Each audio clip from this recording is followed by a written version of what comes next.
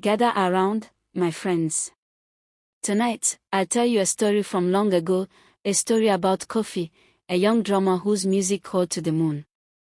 It's a tale of dreams, mistakes, and the kind of light that shines from the heart. Listen closely, this is the drum that stole the moonlight. A long, long time ago, in a quiet African village, there lived a little boy named Kofi. And Kofi loved one thing more than food, more than play, even more than sleep. It was his drum. Now, this was not a grand drum. It was not decorated with shells or beads like the drums of the elders.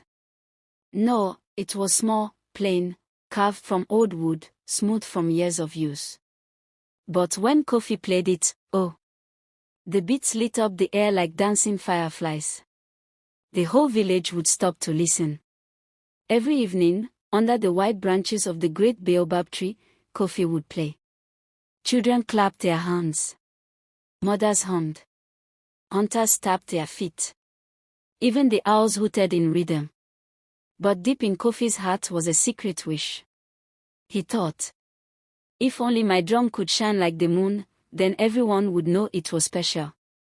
And then, everyone would know I was special too. New moon, the night of the wish. One night, the moon was round and bright, glowing like silver. And Kofi's longing grew stronger than ever before. He looked up, and for a moment, it felt as if the moon was whispering. Come, little drummer, play for me. Kofi lifted his hands. He struck the drum. Dum, dum dum. Dum. The rhythm shook the baobab leaves. He played faster. He played louder. He played with all the fire in his heart. Dum. Dum. Dum. And then, wait, did you hear that? Something strange began to happen. The moon tilted, as though listening. With every beat, streams of silver light slid down from the sky, shimmering, glowing, and wrapped themselves around Kofi's drum. In moments, it was shining brighter than fire, brighter than all the stars together. The villagers gasped. Kofi's drum is glowing, they cried. Children danced in circles, eyes wide with wonder. But then, something else was happening. The sky was growing empty. The moon looked pale, weak, like a fading lantern. The forest paths turned dark. The mothers clutched their babies. The fields sagged without the moon's gentle light. The joy turned to fear. The elder said, Kofi, you have taken what belongs to all of us. If the moonlight does not return, darkness will cover the land. New moon Kofi's sorrow.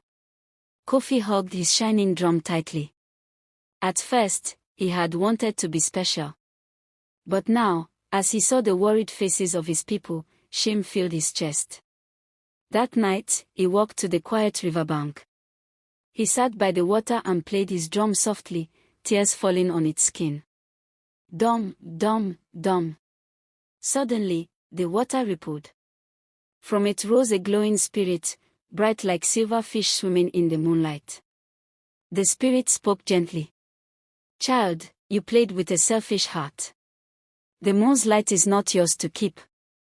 If you wish for true light, let it shine from within you. Kofi bowed his head. He knew the spirit was right.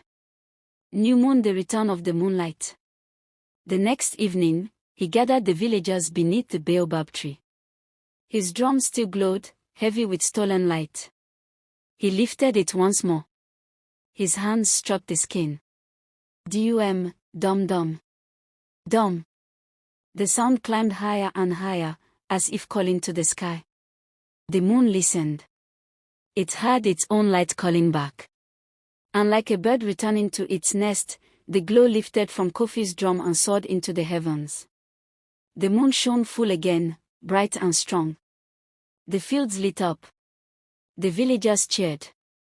The children laughed and danced. And Kofi's drum. It no longer shone with silver light.